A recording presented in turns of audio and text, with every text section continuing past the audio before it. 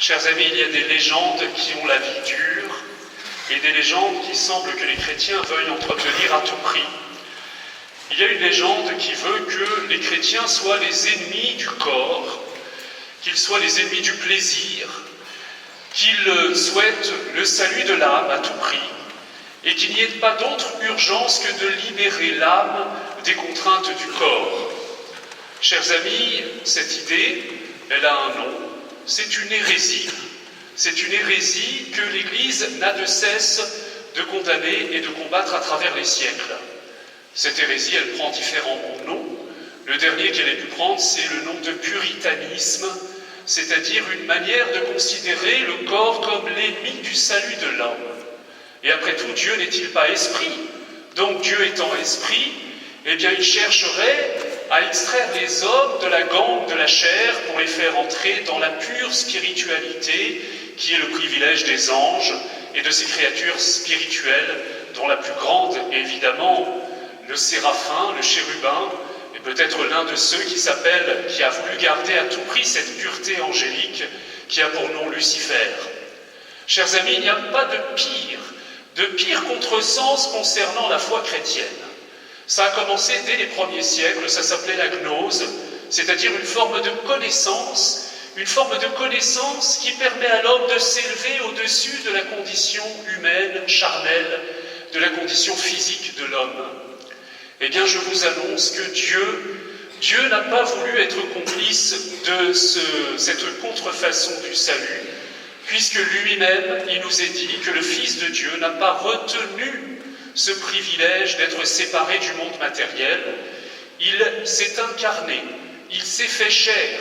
Saint Jean dira même qu'il s'est fait viande, il s'est fait chair charnellement. Il a pris un corps comme le nôtre, avec les mêmes fragilités, la même humilité. Si nous comprenons que humilité vient du latin humus, humus c'est la terre. Souviens-toi que tu es terre, souviens-toi que tu es poussière et que tu reviendras à la poussière. C'est ce que nous dirons dans 3 jours. Je voulais parler de cela, même si la parole de Dieu ne nous en parle pas beaucoup aujourd'hui, mais après tout, je crois que l'Esprit Saint nous invite à entrer dans la démarche du carême et ne pas nous tromper de carême. Ah oui, vous êtes au courant que dans 3 jours, nous commençons une période assez importante dans la vie des chrétiens. Vous êtes au courant? Cette période, elle va durer 90 jours. Cette période, elle va nous amener au sommet de toute l'année liturgique qui sera la Pentecôte, c'est-à-dire le don de l'Esprit Saint, qui va renouveler nos corps, nos âmes et nos esprits, qui va les transfigurer et qui va les imprégner et qui va nous imprégner jusqu'à la racine des cheveux de l'esprit d'amour. Et je vous signale que cette Pentecôte, qui est le fruit de la résurrection de la chair, ne concerne pas que notre âme, elle nous concerne tout entier. Je vous signale qu'à la fin des temps, c'est notre corps qui sera ressuscité.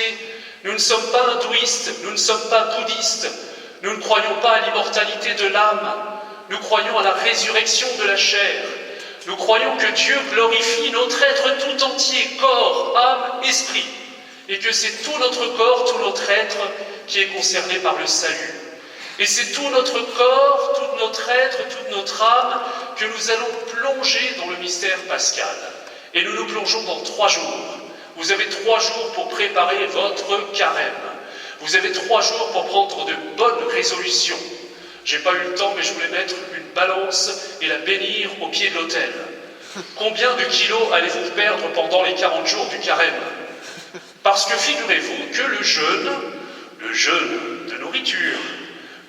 de nourriture est resté d'actualité. Il n'a pas été supprimé.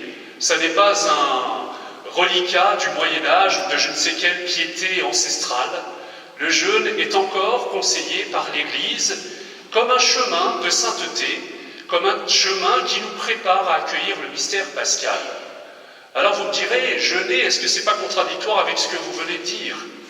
Et souvent on dit, à propos du jeûne, je vais pouvoir mater mon corps, je vais pouvoir le discipliner, je vais pouvoir le soumettre à mon âme, je vais pouvoir le soumettre aux choses importantes, aux choses spirituelles. Je ne vais plus écouter ce petit corps qui réclame toujours son dû et qui ramène tout à lui. Chers amis, lorsqu'il parle du jeûne, lorsqu'il parle de l'ascèse, L'ascèse, vous voyez de quoi il s'agit? C'est une discipline qui est imposée à nos corps. Je me souviens d'un ami qui me disait, la seule ascèse que je connaisse, c'est l'ascèse 64 de Cronenbourg. Eh bien, l'ascèse, c'est une discipline imposée à nos corps. Pourquoi? Dans discipline, il y a disciple. Je veux être disciple du Christ. Et je veux que mon corps entre dans cette discipline de la suite du Christ. Eh bien, lorsque les pères de l'Église parlaient du jeûne, ils ne disaient jamais qu'ils allaient mater ou discipliner leur corps, jamais.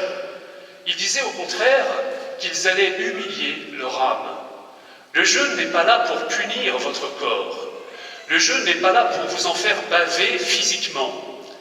Le jeûne est là pour humilier votre âme. C'est-à-dire rappeler à votre âme qu'elle n'est pas toute puissante. Vous savez, le jeûne, on a de grandes idées sur l'amour de Dieu, sur l'humilité, et un jour on décide de ne plus manger pendant 3 jours. Et notre bonne humeur s'envole comme par miracle.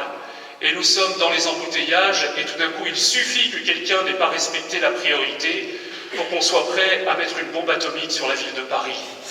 Et on comprend alors que notre âme, qui est si charitable en fait, est très dépendante de quelques boyaux qui réclament qu'on passe à travers eux. Nous sommes un paquet de boyaux, un paquet de viscères, et nous ne sommes pas tellement plus glorieux que les animaux qui nous ressemblent beaucoup.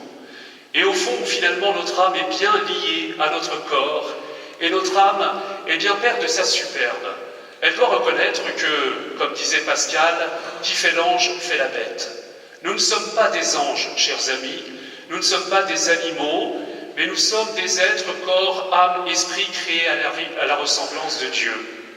Et précisément, nous cherchons toujours à nous extraire de cette condition, et nous cherchons toujours, depuis Adam et Ève, à devenir comme des dieux, c'est-à-dire comme des êtres spirituels, comme des êtres tout-puissants, comme des êtres qui sont plus forts que toutes les contingences matérielles et physiques. Eh bien, le jeûne me rappelle que je suis humble, que je suis fait de viscères, que je suis aussi fragile que mon frère, que parfois je suis très dépendant des humeurs de mon estomac, et c'est très humiliant pour mon âme dans sa prétention à la toute-puissance et à l'indépendance absolue. Chers amis, nous ne sommes pas des robots, contrairement à ce qu'a dit M. Descartes.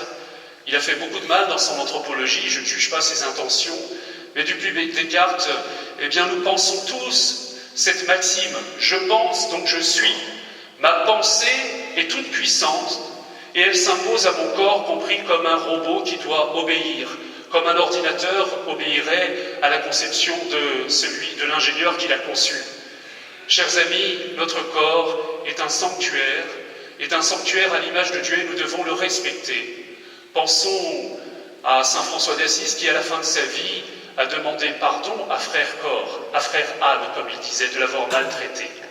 Vous savez, souvent dans certaines hagiographies, Belles histoires, belle vie, etc., eh bien, on exalte les grands saints en mettant en valeur leurs grandes ascèses. Mais ils n'ont pas été canonisés parce qu'ils étaient dans l'ascèse, ils ont été canonisés parce que l'amour avait imprégné tout leur être. Ils ont été canonisés parce que leur âme a été humiliée, parce que leur âme a pu concevoir qu'elle était faible, qu'elle était fragile, et donc qu'elle devait consentir à se laisser aimer et à aimer de manière plus humble. Chers amis, je vous propose de prendre une résolution dès ce soir et qui commencera mercredi. C'est pourquoi j'en parle aujourd'hui, parce qu'il y a la messe des cendres mercredi soir à 19h, et en principe on parle de consacrer une journée de jeûne pour le commencement du carême. En général on se dit, zut, il est 19h, je vais pouvoir jeûner jusqu'à ce que je me couche, et je rattraperai les choses. Je vous propose de prendre une vraie journée de jeûne mercredi. Je vous propose non pas de châtier votre corps, mais d'humilier votre âme, et d'entrer dans ce chemin d'humilité, de conversion de l'âme, que votre âme accepte d'être plus humble, que votre âme accepte de se laisser modeler, qu'elle accepte sa vulnérabilité, sa fragilité, pour se laisser conduire par Dieu. Vous savez, quand je jeûne, je m'aperçois que la colère est beaucoup plus présente et qu'elle est tapie dans l'ombre et qu'elle est prête à jaillir. Alors je ne peux plus la cacher. Je ne peux plus la cacher et elle va se dévoiler. Ma mauvaise humeur va pouvoir se dévoiler aussi, et alors elle apparaîtra au plein jour, et je pourrai la soumettre humblement au Seigneur pour qu'il me donne un cœur nouveau. Souviens-toi que tu es poussière et que tu retourneras à la poussière, allons-nous dire dans 3 jours. Souviens-toi que tu viens de la terre et que tu ne pourras pas t'en extraire. C'est Jésus qui viendra dans la terre et qui te rejoindra dans ton humilité, et c'est Jésus qui élèvera ta condition charnelle et qui te ressuscitera d'entre les morts. Chers amis, j'aimerais une parenthèse. C'est pas très bon signe, vous savez, dans notre société, que la crémation, toutes ces sortes de manières de vivre le deuil très rapidement, en faisant fi de notre condition charnelle, eh bien, se répandent de plus en plus. L'Église a toujours encouragé le fait d'honorer nos corps. Et on pourrait parler, ce sera le sujet d'une autre homélie, de la théologie du corps, la manière dont nous respectons notre corps sexué, la manière dont nous l'écoutons, la manière dont nous considérons qu'il est un sanctuaire et que je ne peux pas considérer mon corps comme un Kleenex, comme un corps, comme une chose que je vais mater ou que je vais utiliser pour mon plaisir, pour la gloire de mon âme qui veut toujours plus pour elle. Eh bien non, mon âme va devoir respecter le corps.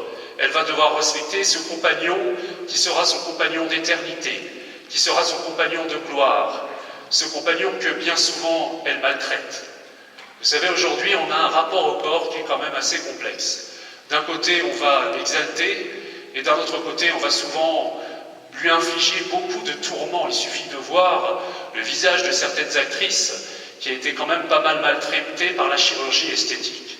Dommage qu'elle n'ait pas humilié leur âme. Dommage qu'elles ne se soient pas acceptées plus profondément avec leurs limites, sans vouloir toujours infliger à leur corps d'être réduit en esclavage pour affirmer quelque chose d'une gloire tape à l'œil. Eh bien, leur âme aurait été humiliée, elles auraient appris à s'aimer plus et à respecter leur corps et leur être tout entier. Elles auraient appris que Dieu les aime telles qu'elles sont. Dieu les aime sans l'exigence de répondre à toutes sortes d'injonctions de la publicité ou de la gloire que les hommes se renvoient les uns aux autres. Chers amis, je vous annonce une bonne nouvelle. Nous allons vivre 40 jours qui vont nous faire entrer dans l'humilité pour descendre avec Jésus au tombeau et pour être relevés avec lui et ressuscités. Et pour que dans 90 jours, parce que le temps pascal c'est 90 jours, ce sont les 40 jours du carême, plus les 50 jours du temps pascal, pour que l'Esprit Saint nous saisisse tout entier, dans notre condition charnelle, corps, âme, esprit. Est-ce que ça vous parle? La foi en la résurrection et la glorification de la chair. Vous savez, on dit que Dieu le Père se soucie de nous et il a compté le nombre de nos cheveux. Il y a des gens pour qui c'est plus facile que d'autres. Vous voyez ce que je veux dire? Mais ne faites pas les malins, les garçons, ça commence à venir aussi. Mais en tout cas, chacun de nos cheveux, notre condition humaine tout entière, dans toute son humilité, jusqu'à son côté charnel, concerne Dieu. Et c'est bon de vivre des journées de jeûne où nous nous sentons fragiles et du coup nous laissons l'Esprit Saint nous rejoindre dans cette humilité, dans cette fatigue que nous pouvons porter. Et nous nous sentons peut-être un peu moins forts, et peut-être que nous sommes plus humbles, et peut-être que nous regardons d'un autre regard ces personnes qui sont au bord du chemin ou dont le corps est bien blessé et qui sont sur leur lit d'hôpitaux. Nous détournerons peut-être moins notre regard de ceux qui sont fragiles et qui attendent aussi d'être glorifiés, d'être visités par l'Esprit Saint. Amen.